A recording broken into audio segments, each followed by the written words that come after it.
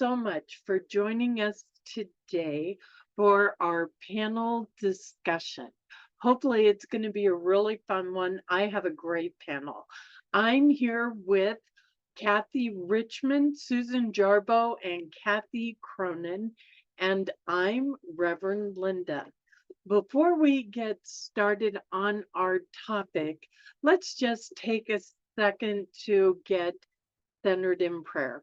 I invite you to whatever you're thinking about, let it go and just be with us here and now.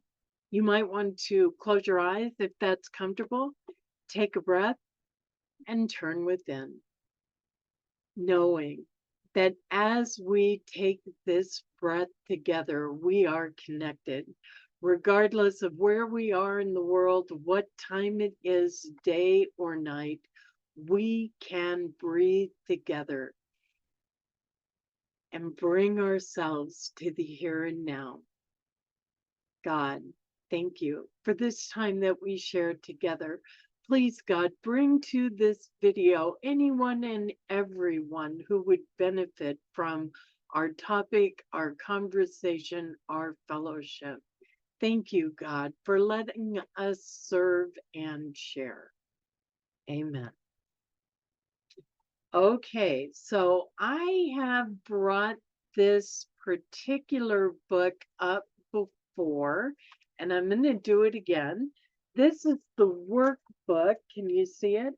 That goes with the book, Don't Sweat the Small Stuff. It's the Don't Sweat the Small Stuff workbook, and it is just chock full of exercises and games that we can do to kind of correct or bring into focus some of the things that we need to pay attention to. I am on page 131, exercise 60. Turn your melodrama into a melodrama. I particularly love this one because it's a great way of dealing with resentments and short temperedness. The paragraph says, many people live life as if it were a melodrama, blowing things out of proportion. Okay, I have so totally been guilty of this. Take the edge off of your seriousness. Remind yourself that life is not a soap opera. Can you turn your melodrama into a melodrama? For each situation, fill in how you might react in a melodrama and how you might make it into a melodrama. And of course, there's several ideas here. I'll go over them. And if you're watching the video and you want to, you can slow it down and go back as many times as you want to. But I think it's more important that if you write your own out. Here's some ideas that they have. You've just finished washing the car and it starts to rain. So A is your melodrama. Oh my gosh, can you believe it? This always happens to me. The finish is going to be ruined. Or your melodrama, at least it's not getting muddy. Isn't that funny? And that's sometimes an issue with people. Here's some more of their suggestions. You had your heart set on getting a certain thing for your birthday, and your loved one gives you something else. Ooh. How about this one? You are passed over for a promotion at work, and the person who gets it has been on the job less time than you. Wow, that can feel unfair. A member of your family takes your car out for a ride and someone runs into it. Your neighbor's dog gets loose and digs up prized plants in your garden. How do you mellow your drama on that one? Here's one many of us, including me, have experienced. You get fired from your job. Another idea they have is you're planning a special romantic dinner and you burn the food. Or your wall has a crack in it and water from a rainstorm seeps in. Your date cancels at the last minute. You get dumped. Your wisdom teeth need to be removed. Okay, so you get the idea. We're looking at a lot of common life experiences and the choices we make on how we respond or how we react. I can tell you a personal experience from my life. I admitted I was fired from a job. That really happened. And when it happened, I realized that, man, I had hated that job. I really didn't like that job at all. And the fact that they fired me gave me an opportunity to find a new job. I was working there because I felt like I needed the money. I had to show up. It was an easy job. I could probably do it in my sleep. Um, so I was doing it because it was the easy way. And I knew when I got fired that this was God doing for me what I would not do for myself. And I'll share one more tool with you before I turn this over to my panel and learn how they turn their melodrama into a melodrama. One of my favorite tools is this. When I recognize that things are not going the way I had intended, I tell myself, this is not the day I planned on. It is the day God gave me. And every time I do that, I switch gear from in the, oh no, this isn't working out, what's happening, into, okay, what are we going to do next? So, those are some of my ideas and tools. Tell us, ladies, what do you do? How do you make the switch? I'll go next. I thought this is a turning melodrama into a mellow drama. I think is a great way of looking at it. Is how can we, not see the dire situations? And I can. There's two that came to mind as you talked about this. That one was a recent experience that I had. I was over the Memorial Day weekend visiting with family for a barbecue, and as we were leaving, it's pouring rain, and so we're leaving. The dog ran out the garage door, and I was watching where the dog was running in the rain and not paying attention to where I was going, and I missed the last step, fell down really hard on my right knee. The left leg sort of fell across this planter and hit my head against the wall. It was sort of like, oh, wow. And everybody's in panic mode, just like, are you okay? Are you okay? Should we take you to the hospital? And I said, no, give me a moment. And I said, I had to get my feet out from underneath me. And they were like trying to help me up. And I was like, no, let me use the pole that's cemented into the ground, because if I did injure anything, this pole is going to be more solid. If someone's helping me up, I'm going to pull them down with me if I can't get back on my feet. Well, I got up and, I thought, okay, there's nothing broken because I can bear weight onto my legs and my knees aren't things. I mean, they're sore from hitting. And it was like my head, I had a little bit of tenderness, but I kept saying, no, it's not swelling. So I don't think I hit anything drastic. I don't have a headache, because part of it, what I felt, I tucked my head down. So I hit it up on the upper part. And so, my niece is just in this panic mode. It's like, you sure? You sure you shouldn't take you to the hospital? Have this check? I said, no.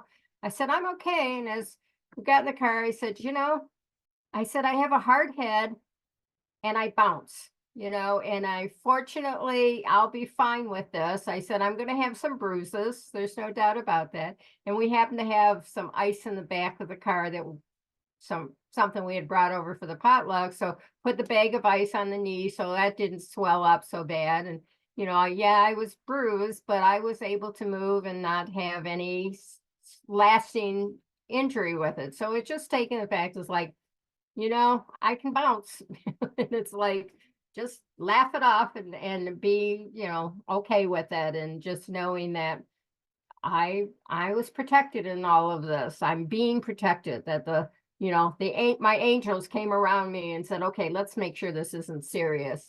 So that was sort of my way sometimes, is that, a lot of it is you laugh it off because you're embarrassed about being so clumsy, and that vulnerability of making that spectacle. But some of it was, I knew when I could stand up on my, get up and stand up, and I was like, I'm okay. I'm all right, and God's gonna take care of me. So I just feel very fortunate in that. And that was sort of my way of just sort of saying, turn it into God's hands at that point in time. God, just protect me, just do what I need to bring healing. I remember saying very quickly, like, oops, this isn't good, when I hit my head on the wall. And I went, okay, God, I know you're with me. Guardian angel, you took the heaviest burden of this fall. So I just sort of turned that into that positive of just trusting that the healing power was about me, and just affirming that, healing will come to my body. And the other one that I really thought about was those moments like getting fired from a job, but having divorce papers served on you. And I remember getting those from my husband when we were living in Hawaii. And I was driving to work, tears were falling down my face, and I was just devastated, about this. And I remember thinking to myself, oh my God, all my dreams and hope are gone. And the littlest voice, that still small voice inside of me, said, oh no, honey, your dreams are not all gone. There is something better for you out there. And I will be celebrating my 25th anniversary next year with my husband that I met after that. So sometimes when the drama, I could have gone into all the drama and about, getting this divorce and having to, be in Hawaii and move from there, and all the, things that were going on with it. But it was that little voice that said to me, oh no, there's something much better for you, for your hopes and dreams. So sometimes when, when we're given lemons, make lemonade out of it. So that's my thoughts.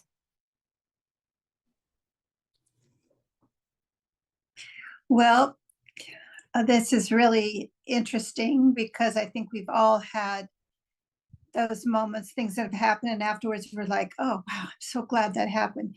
But the one thing that came to mind in a little story is, it happened this January, and we were had a bulldog, and he was a great dog, but he was very territorial out. And when he would get out, he would go after, my husband would take him for a walk, and he would lunge at other dogs, lunge at other people. And then he would run along the fence, just really in a very aggressive mode. And so we had to be really careful to keep him inside the fence, because inside our fence he was great. And so we were coming home, and apparently he had gotten out of the gate and we didn't know it. And I got a text from Joanne, my neighbor, saying, your dog is out and he's attacked 3 people. And anyway, so we were like, oh my gosh. We got home, and there's the police, the sheriff's office, standing in front of our driveway saying, is this your dog? And I said, yes. And he goes, well, he got out and he attacked 3 people. I'm like, oh my God. And he said, so we've had to call animal control, and the dog has to, they're going to be picking him up. So the name on there was Joanne. So I have a neighbor just right up the street, Joanne. And I thought, well, it's interesting why she would call the sheriff's office. She had contacted me, and I didn't get it. Well, I got the call as we were heading home. So I didn't hear from her for quite some time. So I called her one day and, hey, do you want to have lunch? Sure, let's go have lunch. And I said, I'm really sorry about, what happened. And did he bit the one man, but who were you walking with? And she said, what are you talking about? And I said, Joanne, like what happened with Owen? She goes, Owen's never attacked me. She said, I don't know what you're talking about. And so I said, well, I got this thing from Joanne. Well, it turns out I have another Joanne that lives on the same street, but I haven't seen her in a long time, but she does walks. And so it was her. And I thought it was my other neighbor. And she said, Kathy, she said, I want you to know I would never have called the police. She said, I wouldn't do that. I want you to know I love you. You're my neighbor. You're like my sister. I would never do that. And I just felt this relief because I thought she was mad at me this whole time. That's why I hadn't heard from her. And here when I'm talking, she looks at me like I'm crazy. And I'm looking at her like, what are you're crazy. You got bit, you got tackled with a dog. Anyway, it was just such a healing experience that she and I had, that perhaps we wouldn't have had that opportunity to share that kind of closeness and love for one another that she shared for me. And it's just made our bond as friends, neighbors, just so much better. So I guess that's how I relate to your topic. So thank you. Thank you. These are all great stories. And sometimes we do kind of make up our melodramas. We put facts together in ways that they really didn't belong. That was a great reminder. Thank you. Susan, can you relate to this at all? In some ways, yes. I was reminded when you were talking of one of my favorite social scientific theories called expectancy violations theory. And it's all about what happens when we have expectations that don't come through. And so one of the things I've tried to do in my life is not have expectations. I can have hopes, I can have dreams, I can wish that things would go this way, but I don't expect them. And one of the things I've had to face in my life is all of the hassles in life. Your example of the crack in the wall and the water coming through, there is a whole genre of householding problems where I go into melodrama, and water leaks from the roof are one of them. And so I go, oh no, it's going to damage the roof. And who am I going to find to take care of it? And on and on and on and on. And here is where some Buddhist teachings come in, and that is don't be attached to outcomes. And that's what happens. We have these expectancies.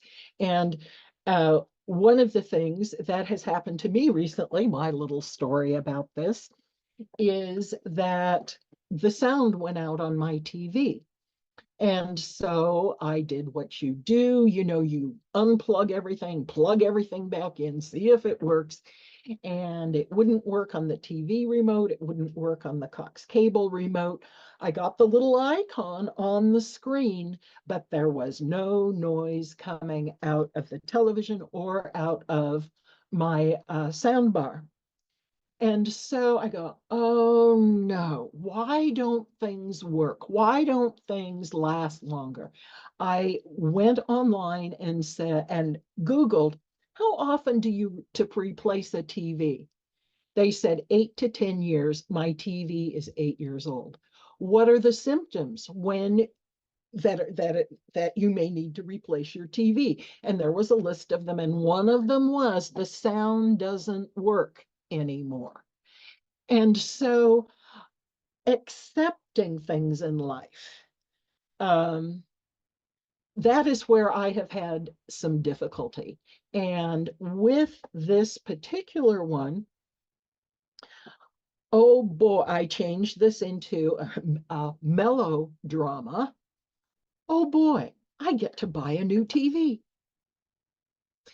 And so that was one, that worked out, but not all of them work out that way. But I liked your presentation very much. And it fits right in with a lot of things I have been trying to do. Thank you. Yeah, I really love this workbook, and we've done a couple of things out of it before, and we'll do some more because they're just fun and useful and helpful. Susan, you reminded me of a couple of things. In 12-step programs, we have a saying that expectations are premeditated resentments. And boy, that is so true. And you were talking about the Buddhist non-attachment, don't attach to outcomes. I have struggled with that so much. And something that helped me immensely was the 4 agreements. That 4th agreement, do your best and then be done. Just let go. I've done my best, the end. Whatever happens is up to God and the universe. I love that. Thank you. I just thank you all for your wonderful stories, your insight, your ideas, and your inspiration on how to change a melodrama into a mellow drama. So you're my heroes. I love being on a panel with all of you. And we love having you be a part of it too. If you have a topic or an idea or better opinion or knowledge base than we do, come on, join us. Share your ideas, your thoughts. We would love to hear them. We would love for you to be a part of our team. We are loving being the video ministry of Unity Church of El Cajon, and we would be delighted to have you here with us. If you have seen or heard something today and you just know somebody would benefit from it or get a good laugh out of it or whatever, feel free to share our videos. It helps us. Hopefully it'll help them. And if you haven't subscribed yet, please do. We do all kinds of stuff here, and we would love for you to enjoy it all. Thank you for being with us. Bye. Thank you for joining us, and let's stay connected and grow in spirit. We are on Facebook. Search for Unity Church of El Cajon and follow us and like our posts. You can reach us on YouTube at Unity Church of El Cajon. Please subscribe to our channel, watch our videos, and leave comments, which can help us improve. We are on the web at unityofelcajon.org. Email or call our church office to receive our weekly newsletters, which lists all of our activities and opportunities to learn and grow together.